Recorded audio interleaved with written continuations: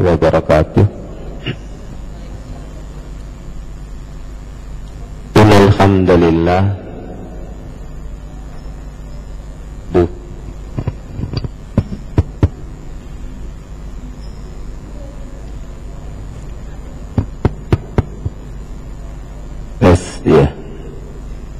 Innal hamdalillah nahmaduhu wa nasta'inuhu wa nastaghfiruh wa na'udzu billahi min shururi anfusina wa min sayyiati a'malina.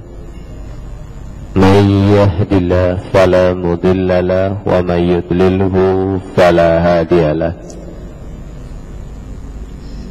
Asyhadu an la ilaha illallah wahdahu la syarika lah wa asyhadu anna Muhammadan abduhu wa rasuluhu alladzi la nabiyya ba'da, amma ba'd. Hadirin dan hadirah saudara-saudariku sekalian yang insyaallah senantiasa dirahmati Allah Subhanahu wa taala. Alhamdulillah, segala puji milik Allah Subhanahu wa ta'ala, Tuhan yang senantiasa mencukupi kita dengan kasih sayangnya, mengkayakan kita dengan karunia-Nya. Dan Alhamdulillah malam hari ini pun dengan izin dan ridha-Nya kita mampu hadir di tempat ini guna melanjutkan kajian hasanah hadis kita Bulughul Maram, yang insyaallah kita akan masuk ke pembahasan hadis nomor 612. Salawat dan salam senantiasa Allah curahkan untuk suri teladan kita Nabiullah Muhammad Rasulullah sallallahu alaihi wasallam. Hadis nomor 612, silakan dibuka. Bismillahirrahmanirrahim. Wa an ummi Atiyata radhiyallahu ta'ala anha qalat akhadha alaina Rasulullah sallallahu alaihi wasallam alla nanuha, muttafaqun alaihi. Dan dari Ummu Atiyah radhiyallahu an berkata, Rasulullah sallallahu alaihi wasallam telah mengambil janji, akhadha alaina, mengambil janji pada kami, alla nanuha, agar kami tidak meratapi kematian. Hadis ini oleh Ibnu Hajar Al-Asqalani rahimahullah disandarkan kepada Imam Bukhari dan Muslim, yang kemudian disebut dengan muttafaqun alaihi. Sedangkan Imam Bukhari sendiri menuliskan hadis ini ada di nomor 1223, juz yang kelima, halaman 62. Sedangkan Imam Muslim menuliskan hadis ini di dalam kitabnya As-Sahih nomor 1552 dan juga 1553, juz 5, halaman 10 sampai 11.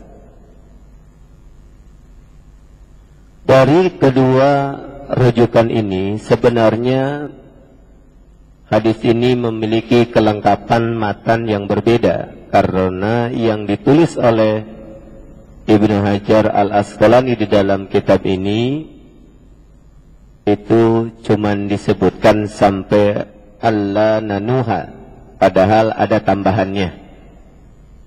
Salah satu tambahan yang bisa kita rujuk kepada kitab Sahih Bukhari, yaitu di nomor 1223, juz 5 halaman 62 adalah dengan matan sebagai berikut.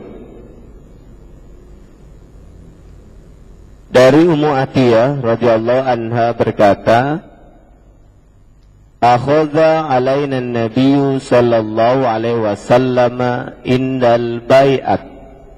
Kalimat indal bai'ati ini yang tidak ditulis oleh Ibnu Hajar al-Asqalani di dalam Bulughul Maram ini, tetapi pada teks asalnya ada tambahan kalimat indal bai'ati, ya. Tulisannya ain nun dal alif lam ba ya ain dan ta marbutah. Inda al bai'ati. Lanjutannya adalah alla nanuha fama wafat minna imra'atun ghaira khamsi niswah.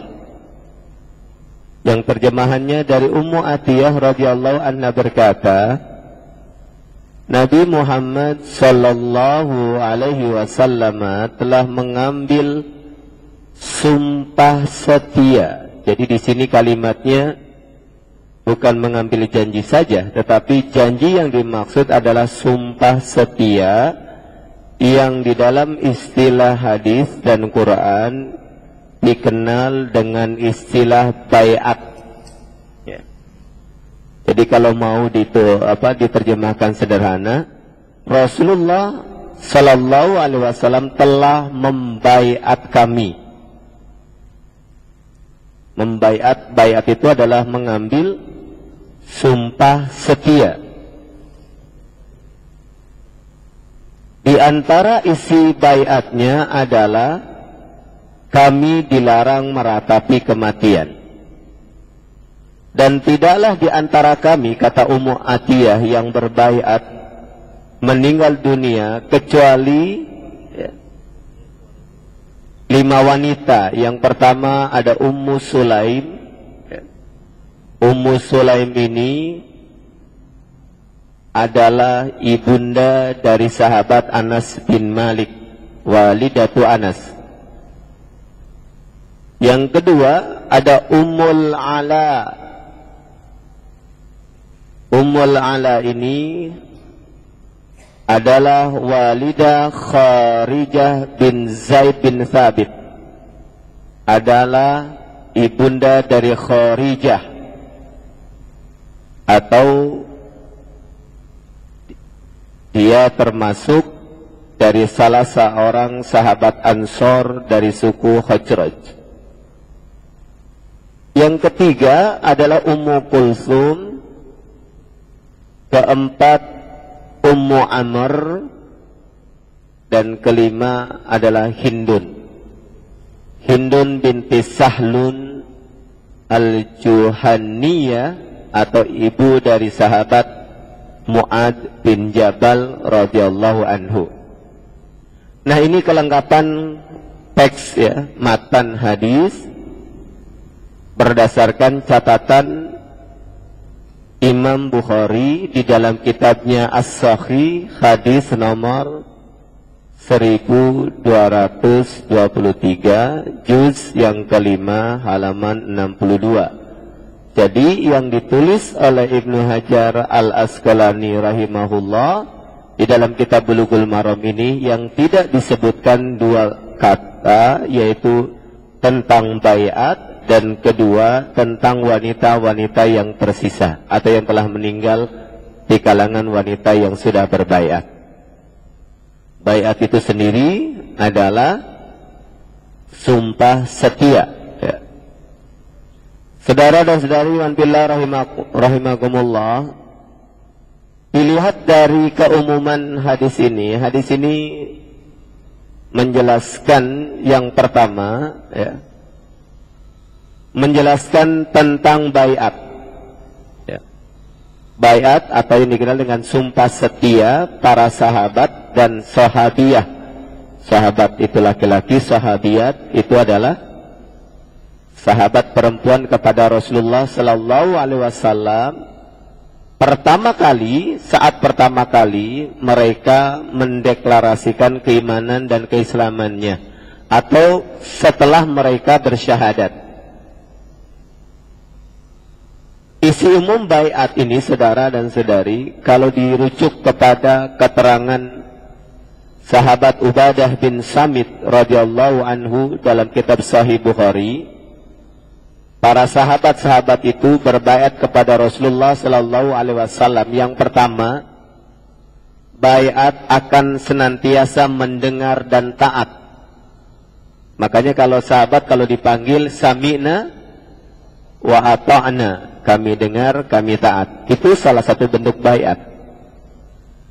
Bahkan dalam sebuah keterangan yang dirujuk kepada Ibnu Katsir rahimahullah dalam tafsirnya Al-Quranul Azim, ketika beliau membahas tentang basmalah di dalam tafsir Ibnu Katsir, beliau mengutip satu hadis, ya. Ada seorang sahabat sedang sholat sunnah, yang pada saat dia sholat sunnah, Rasulullah tidak tahu kalau sahabat ini sedang sholat sunnah. Dipanggillah oleh Rasulullah. Setelah 3 kali memanggil, sahabat ini datang. Lalu dia berkata, maaf ya Rasulullah, saya sedang sholat sunnah. Lalu Rasulullah mengatakan, bukankah seorang yang beriman kalau dipanggil oleh Allah dan Rasulnya itu harus memenuhinya? Maka sahabat mengatakan, insya Allah, ya, karena saya tidak tahu ya Rasulullah, hukum antara salat sunnah dengan memenuhi kewajiban itu, memenuhi panggilan engkau, maka saya mengedepankan salat sunnah. Padahal semestinya, kalau sunnah itu kan salat sunnah hukumnya sunnah. Kalau mendatangi Rasulullah dipanggil itu wajib, ya. Jadi manakah yang harus didahulukan? Yang harus didahulukan adalah memenuhi panggilan Rasulullah yang wajib, bukan sunnah. Lalu Rasulullah mengatakan, akan saya ajarkan kepadamu satu surat yang agung. Surat itu adalah yang kita kenal dengan surat Al-Fatihah, ya. Nah, jadi kembali isi baiat yang pertama setelah orang bersyahadat kepada Rasulullah Sallallahu Alaihi Wasallam adalah as-sam'i wa ta'ah. As-sam itu mendengar dan taat. Kemudian yang kedua, ya, dia akan mementingkan urusan kebersamaan Islam dibanding urusan sendirinya. Ini yang dijadikan baiat yang kedua. Kemudian yang ketiga, jadi kalau yang kedua adalah akan mementingkan urusan kebersamaan Islam dibanding urusan sendiri. Yang ketiga, yaitu akan mencabut suatu urusan dari seseorang yang sudah kelihatan kufurnya. Jadi kalau ada orang diberikan amanah, lalu kelihatan kufurnya, maka amanah itu segera diambil darinya. Nah, inilah 3 baiat yang umum biasa diberikan atau disampaikan oleh para sahabat kepada Rasulullah Sallallahu Alaihi Wasallam. Sedangkan khusus untuk wanita, baiatnya ada tambahan. Nah, umumnya baiat ini adalah apa yang diterangkan oleh Allah di dalam surat Al-Mumtahanah. Kalian bisa lihat dalam surat 60, surat Mumtahanah ayat 12. Di sana ada beberapa baiat yang harus diucapkan oleh seorang wanita yang beriman. Jadi syahadat saja di zaman Rasulullah itu belum cukup. Ya. Kenapa? Karena syahadat tanpa ada sebuah komitmen untuk ikut terlibat di dalam perjuangan, yang mana pada waktu itu merupakan sebuah kebutuhan, maka tanpa adanya komitmen baiat ini syahadatnya dianggap belum sempurna. Ya. Itulah sebabnya ada juga yang mengadopsi sistem ini sekarang, ya, harus berbaiat dulu, begitu ya. Cuman sayangnya di negara kita ada beberapa organisasi menggunakan baiat sebagai bentuk kolektif mengkoleksi mengumpulkan dana-dana, ya, dana-dana perjuangan begitu, yang kemudian terindikasi itu menjadi sebuah pesantren di Jawa Barat, di Indramayu yang sangat besar, ya, yang berdasarkan beberapa penelusuran itu hasil baiat, karena salah satu bentuk baiatnya adalah dia akan mensedekahkan seberat beberapa gram bahkan kilo emas sebagai bentuk tebusan ketika dia masih dalam keadaan kufur. Jadi kalau dianggap belum bergabung dengan kelompoknya, itu dianggap masih dalam keadaan kufur. Lalu kalau misalkan umurnya sudah 35 tahun, dia baru berbaiat, umur baliknya itu katakanlah 12 tahun, maka dari 12 tahun ke 35 tahun ada berapa tahun? 23. Berarti 23 kalau 1 tahunnya dihitung 1 gram, berarti berapa kira? Ya. Ya. Kalau 1 tahun 1 gram, berarti ada 23 gram. Nah, kalau dianggap 1 tahunnya mesti 10 gram, sudah berapa? Ada yang begitu, saudara. Jadi nanti biasa disesuaikan dengan keuangannya.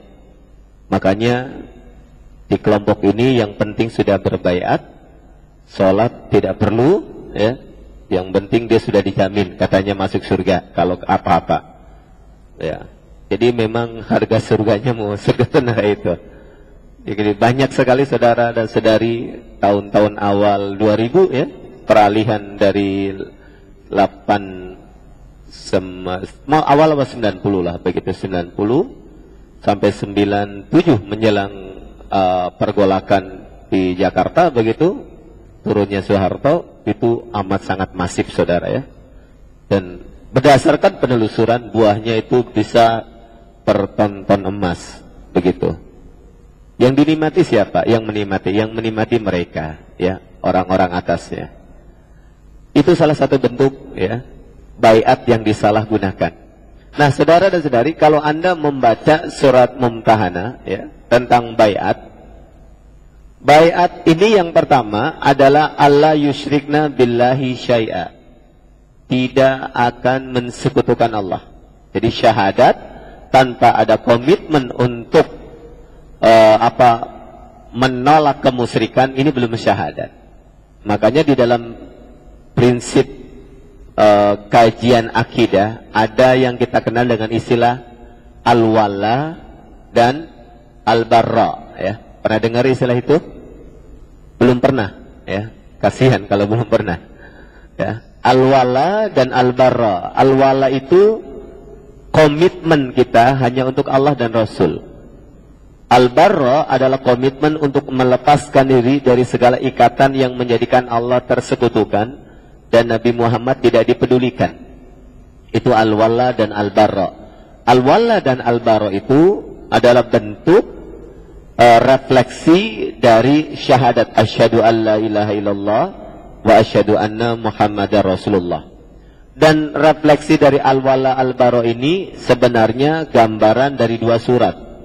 Surat Al-Kafirun dan surat Al-Ikhlas. Makanya kajian tauhid dalam beberapa merujuk kajian tafsir itu surat tauhid itu ada 2, Al-Ikhlas itu dengan surat Al-Kafirun. Kalau Al-Ikhlas, qul huwallahu ahad, Allahus samad, lam yalid walam yulad walam yakul lahu kufuwan, adalah itu komitmen al-wala, hanya untuk Allah. Kalau qul ya ayyuhal kafirun al-barra, la a'budu ma ta'budun, itu barra. Kalau ente begitu, aneh nggak mau kayak ente begitu. Ini yang menghasilkan furqan, saudara, ya. Nah, ini biasanya kegagalan atau dalam beberapa hal kenapa keislaman kita terkadang suka goyah dari sisi tauhid, karena kita tidak memiliki komitmen ini, al-wala dan al-baro, sehingga kata orang ikut-ikutan, masih ikut ke sana dan kemari, begitu. Jadi apa ramenya? Nah, jadi ini kita lanjutkan ya. Yang pertama, tidak akan mensekutukan Allah. Yang kedua, wala yasrikna, tidak akan mencuri. Ini menarik, tidak akan mencuri ya. Karena pada waktu itu banyak pencurian dilakukan oleh para wanita. Yang ketiga, wala yaznina, tidak akan berzina. Kenapa disebutkan tidak akan berzina, tidak kepada laki-laki? Karena budaya Arab pada waktu itu amat sangat ketat. Sehingga kalau dalam bidang kejahiliahan itu ada yang disebut dengan, mungkin Anda ingat kajian tentang pernikahan ya. Itu ada pernikahan yang dikategorikan pelacuran sebenarnya. Wanita memasang di depan rumahnya tanda-tanda bahwa dia siap didatangi, begitu. Jadi makanya bukan laki-lakinya, karena laki-laki tidak akan berani datang ke situ kalau wanita itu tidak membuat tanda, begitu. Makanya salah satu baiat tidak akan berzina ini diberikan kepada wanita. Kemudian yang keempat, isi bait keempat adalah wala yaqtulna auladahunna, tidak akan membunuh anak-anak mereka. Keempat ya, kelima, wala ya'tina bi buhtanin yaftarina baina aidihinna wa arjulihinna, yaitu tidak akan melakukan kemaksiatan melalui kaki dan tangan-tangannya. Kemudian yang terakhir, wala ya'sinaka bi ma'rufin, berbaiat untuk tidak akan menolak segala bentuk kebaikan. Nah, setelah itu ditambah dengan isi hadis ini, tidak akan meratapi kematian. Nah, jadi saudara dan saudari iman billah rahimakumullah, ini makna pertama yang terkandung dari hadis ini ya. Jadi tentang baiat ya. Sebagaimana teks asli, teks asal yang terdapat di dalam kitab Sahih Bukhari nomor 1200 ya. 26 ya, yang tadi sudah disebutkan saudara dan saudari ya. Jadi mana pada teks asalnya 123 ya, bukan 26, itu disebutkan seperti itu. Yang kemudian ternyata di dalam kitab Bulughul Maram ini tidak dijelaskan. Nah, ini pembahasan yang pertama tentang baiat. Jadi kalau ditanya baiat apa, baiat itu adalah sumpah setia. Sumpah setianya laki-laki seperti apa? Secara umum tadi sudah disebutkan, akan selalu mendengar ya dan taat ya. Kemudian yang kedua akan mendahulukan kepentingan bersama untuk urusan Allah, dan ketiga akan mencabut urusan yang diberikan kepada seorang beriman yang sudah nampak kekufurannya. Nah, sedangkan baiat kepada wanita pada zaman awal ya, itu disebutkan di dalam Quran surat Mumtahanah ayat 12. Jadi hadis ini saudara merupakan tambahan ya.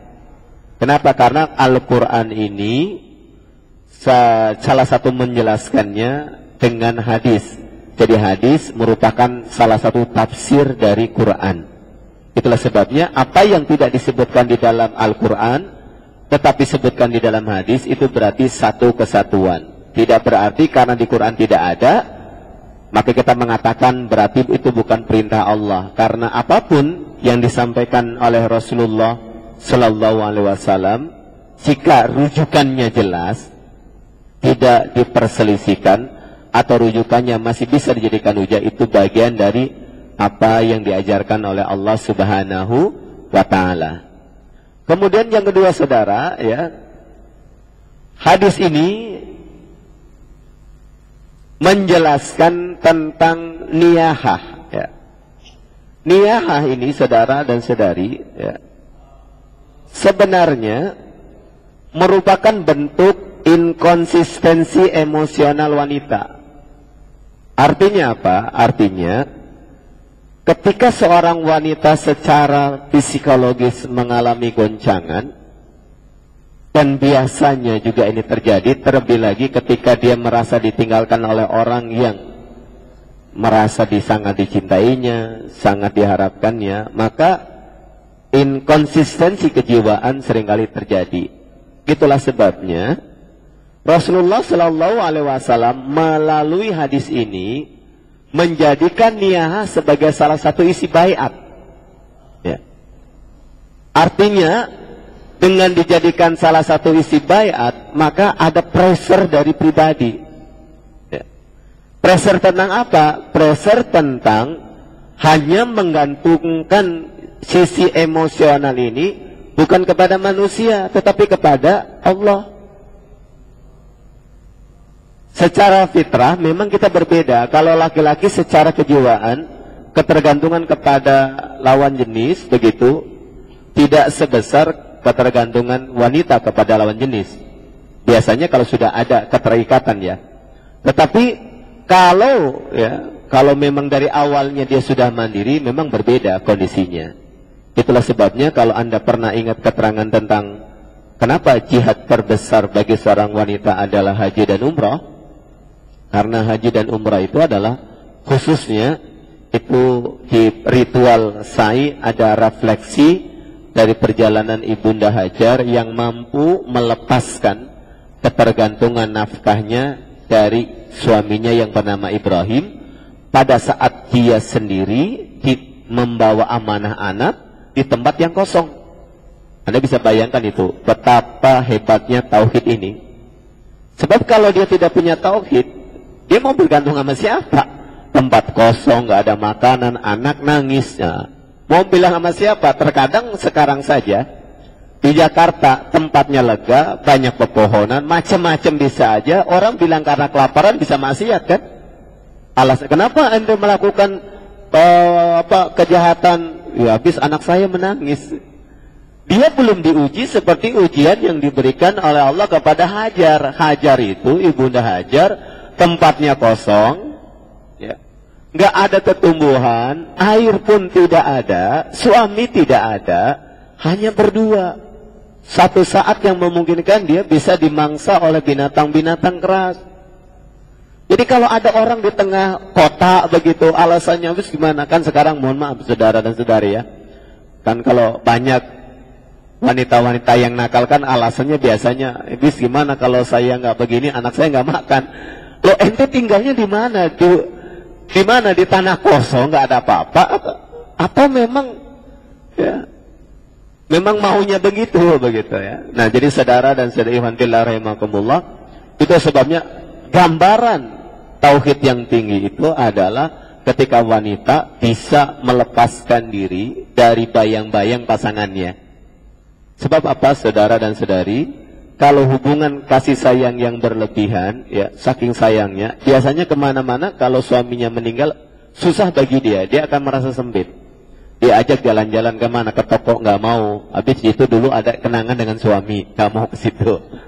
Ya, ajak lagi nggak mau, karena di sana setiap tempat itu pernah dilewatin berdua. Jadi ke tempat-tempat yang ada kenangan tentang suaminya dia nggak mau. Maunya apa? Ke kuburan aja, ziarah terus. Nah, ada saudara ya, ziarah terus, alasannya apa? Aja yang digunakan hadis yang kemarin kita bahas. Ziarah kuburan setiap hari Jumat itu dianggap kebaikan, tapi hadisnya dilemahkan ya, termasuk keterangan yang disandarkan kepada Fatimah binti Rasulullah Sallallahu Alaihi Wasallam yang suka ziarah ke makam pamannya, yaitu Hamzah bin Abdul Muttalib, ya, jadi suka datang ke sana. Hadisnya lemah, saudara. Termasuk hadis mengatakan barang siapa ziarah ke kuburan orang tua, seperti dia memberikan satu altar kebaikan kepada orang tua. Karena yang dijadikan kebaikan itu bukan ziarahnya sebenarnya, doanya. Makanya kan kalimatnya, jika seorang hamba Allah meninggal dunia, anak Adam meninggal dunia, terputuslah segala amalnya kecuali amalan-amalan yang dibangun atas dasar satu ilmu yang bermanfaat, sedekah jariyah, atau anak yang solih. Jadi ini memang berat, saudara. ilmu bermanfaat, tidak akan mungkin kita berilmu dan bermanfaat kalau kita nggak mau ngilmu, ya kan, nggak mau belajar.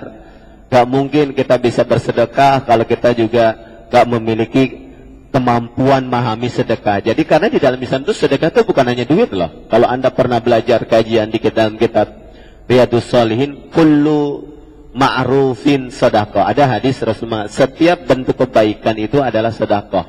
Dan sebaik-baik sedekah itu yang disebut manihatul anzi. Manihatul anzi itu dalam kitab Sahih Muslim adalah memberikan manfaat sebuah barang yang ketika barang itu tidak bermanfaat dikembalikan lagi kepada dirinya. Jadi istilahnya kalau orang bilang habis manis sepah dibuang. Jadi kita kasih tebu sama dia, tebunya disedot manis, sepahnya kasih kita lagi. Kita nerima, itu manihatul anzi. Dalam konteks Rasulullah menggambarkan dia punya seekor kambing. Kambing itu kan bisa diambil air susunya diambil. Setelah air susu kambing ini sudah habis, kambingnya sudah kering, sudah kurus, dibalikin lagi. Ini yang sedekah paling hebat, saudara. Kenapa? Karena dia lebih dari wakaf. Kalau wakaf kan begini, Anda menghentikan manfaat barang Anda untuk diambil manfaat orang lain, tapi kan Anda tidak membiayai lagi, kan? Ada pengalihan hak pengurusan, itu wakaf, saudara. Saya wakafkan, maka kembali. Tapi kalau manihatul anzi, hak pengurusannya sama kita, manfaatnya diambil oleh orang lain. Nah ini makanya sedekah yang paling hebat, saudara, termasuk di kategori a'laha, paling tinggi itu manihatul anzi. Nah manihatul anzi itu tadi gambarannya adalah memberikan manfaat dari barang yang kita miliki tanpa mengalihkan hak kepemilikan dan tanpa melepaskan hak pengelolaannya. Jadi kita yang ngelola, ente yang ambil manfaat aja. Makanya kan Rasulullah juga menyebutkan kalau kita punya pohon, ya nanam pohon terus dimakan oleh kambing, dimakan itu jadi sedekah buat kita, ya. Karena jangan kita bilang ini gara-gara binatang nggak tahu diri kan gitu kan. Sudah kita tanam dia tinggal makan doa, ya namanya binatang ya.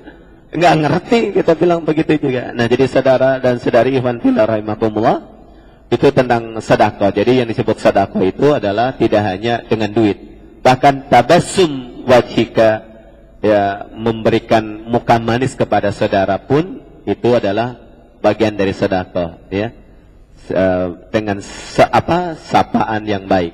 Nah jadi kembali ke masalah ini saudara dan saudari, hadis ini ya yang kedua menjelaskan tentang niyaha. Niyaha adalah salah satu bentuk inkonsistensi, ya, kejiwaan seorang wanita dalam hal keimanannya kepada Allah Subhanahu wa taala, sehingga berlebihan dalam mensikapi sebuah musibah, ya.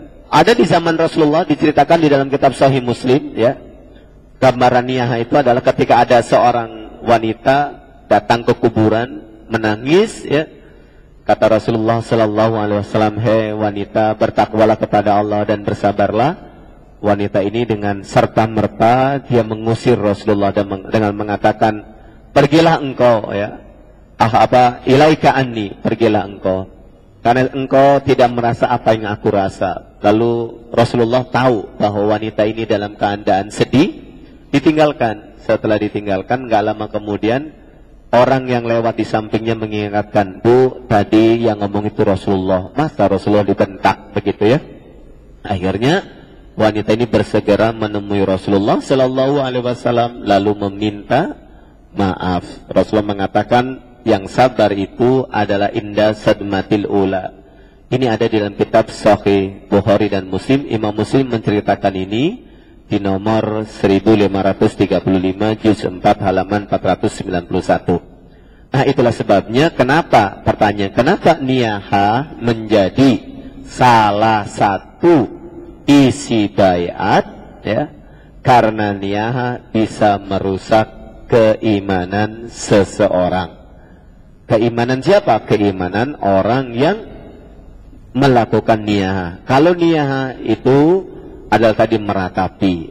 Anda masih ingat kemarin hadis kita bahas ada 4 amalan jahiliyah yang tidak ditinggalkan oleh kaum muslimin hingga hari ini. Yang pertama, adalah, masih ingat catatannya? Yang pertama apa? Al-fakhru alal ahsab, kebanggaan atas kedudukan. Yang kedua adalah at-ta'nu alal ansab, mencela keturunan. Jadi anak siapa dulu itu, anak itu maling misalkan, bapaknya aja maling gitu. Jadi nggak bisa sebenarnya mengatakan maling gara-gara bapaknya maling. Ya, jadi dicela. Oh jangan, keturunannya jelek begitu ya. Jadi kemudian yang ketiga, istisqa bin nujum, meminta hujan dengan nujum, dengan ilmu bintang, ya, dengan ramalan, ya, itu termasuk jahiliyah. Dan keempat adalah an-niyaha. Nah, niyaha pada zaman sekarang sudah termodifikasi dalam bentuk aneka ritual-ritual, ya. Nah, saudara dan saudari iman fillah rahimakumullah, jadi kembali kenapa niyaha dijadikan salah satu isi baiat, karena niyaha ini menjadi salah satu bentuk, ya, cermin apakah wanita itu masih memiliki keimanan kepada Allah atau tidak, ya. Sehingga kalau dia memiliki ketergantungan berlebihan terhadap pasangannya, menjadikan dia meratapi berlebihan, ini bisa merusak akidah, bisa merusak keimanannya kepada Allah Subhanahu wa ta'ala. Kemudian yang terakhir, hadis ini saudara dan saudari menjelaskan, ya, tentang adanya peranan wanita, ya. 5, di sini ada 5 wanita yang disebutkan, ya, yang memiliki peranan pada awal kejayaan Islam. Jadi Islam dibangun salah satunya karena adanya banyak peranan wanita. Cuman memang masalahnya sekarang banyak orang yang mencoba merubah, ya, kedudukan kemuliaan wanita ini dengan isu gender, ya. Isu gender, isu feminisme, isu liberalisme. Jadi kesannya, mohon maaf, ada istilah kalau sekarang ada sebuah guru, saya tadi baca di koran Pagi Republika hari ini, Dr. Adian Husain itu mengangkat tema cukup menarik, kasur, dapur, sumur, ya. Jadi ada image seakan image itu buruk, ya. Padahal dari dapur sekarang lahirlah koki-koki yang banyak diminati. Ya, dari kasur sekarang banyak terapi-terapi yang sehingga orang pengen tidur aja susah. Ya, dari sumur air itu kan sekarang juga dibutuh banyak apa karya-karya yang dihasilkan. Jadi istilah dapur, sumur, kasur ini seakan-akan menjadi celaan kepada wanita dengan mengangkat kebanggaan kalau wanita berkarir tidak di rumah seakan itu hebat. Itu tadi diangkat, padahal itu adalah salah satu idealisme yang dibangun oleh orang-orang untuk menghancurkan tatanan rumah tangga kita. Itulah sebabnya yang paling ideal memang kalau anak-anak kita lebih banyak terbentuk oleh ibunya daripada oleh orang yang lain. Jadi ini disebutkan 5. Tadi 5 wanita tadi sudah disebutkan, ya. Yang pertama adalah Ummu Sulaim, ya. Ada Ummu Sulaim, ya. Ummu Sulaim ini adalah walidatu Anas, ibunda Anas bin Malik. Ada Ummul Ala, ini adalah ibu dari Kharijah bin Zaid bin Thabit, ya. Jadi artinya kalau Kharijah ini berarti istri dari sahabat Zaid bin Thabit. Anda kenal sahabat Zaid bin Thabit? Salah satu sahabat pencatat wahyu. Wah, itu.